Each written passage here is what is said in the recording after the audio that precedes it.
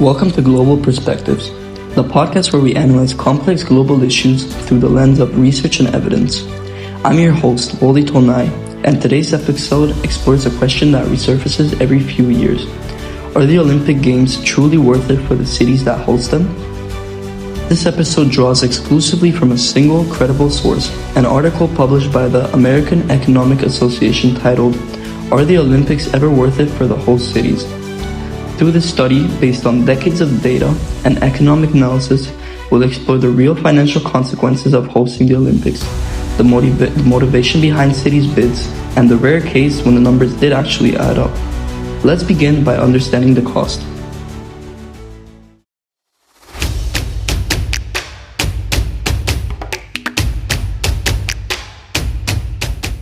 When a city bids to host the Olympics, it enters a financial commitment unlike any other. The AEA reports that even the bidding process alone costs hundreds of millions of dollars.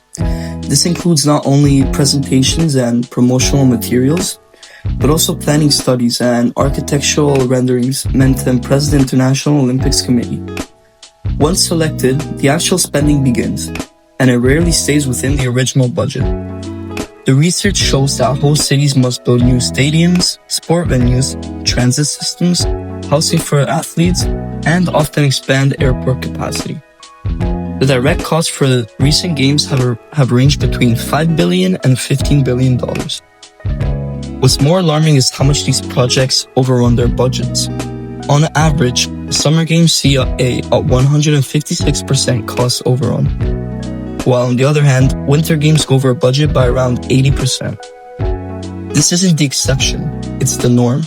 And it's driven by what economics call the winner's curse. Cities that promise the biggest, boldest games are the ones most likely to win the bid. Yet, they are also the ones that take on the largest financial burdens.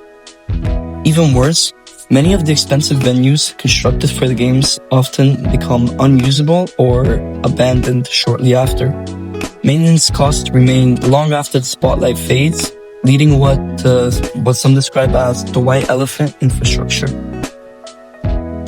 And many wonder, if the costs are so high, why do cities still consider it worthwhile?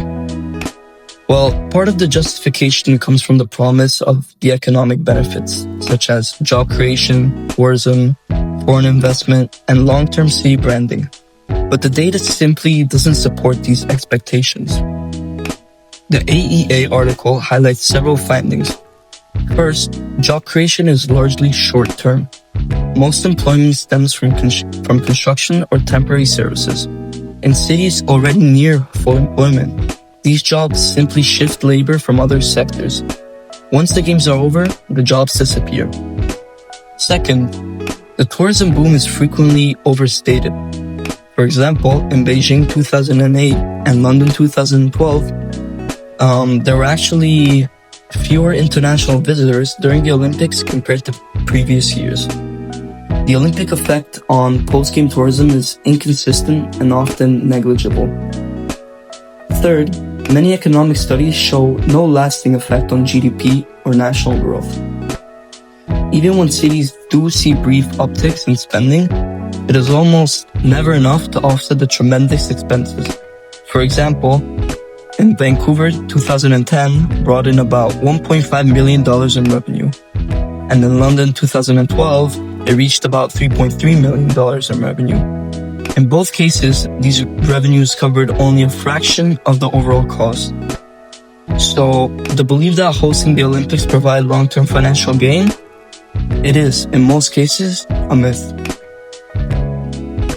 Given this overwhelming evidence, you might wonder, why do cities still pursue the games? According to the article, the answer lies in non-economic incentives, what economics refer to as intangible benefits. These include civic pride, international prestige, political legacy, and lastly, a desire to brand the city as a global capital. Hosting the Olympics is about more than just numbers, it's about image. In some countries, public opinion plays a major role. For example, a UK study found that the residents valued the symbolic prestige of hosting the games at around $2 billion. Still, that wasn't enough to financially justify the event. Interestingly, the nature of government plays a role as well. The AEA study knows that the Olympic bids increasingly come from cities in authoritarian regimes or top-down political systems, where public opposition is minimal and decision-making is tightly controlled. Democratic cities like Boston and Hamburg, where referenda have killed Olympic bids, illustrate how public accountability can stop the process entirely.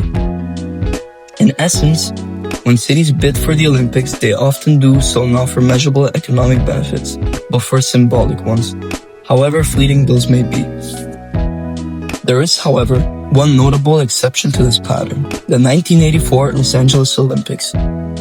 LA was in a unique position. After a series of financially disastrous games, few cities were willing to bid.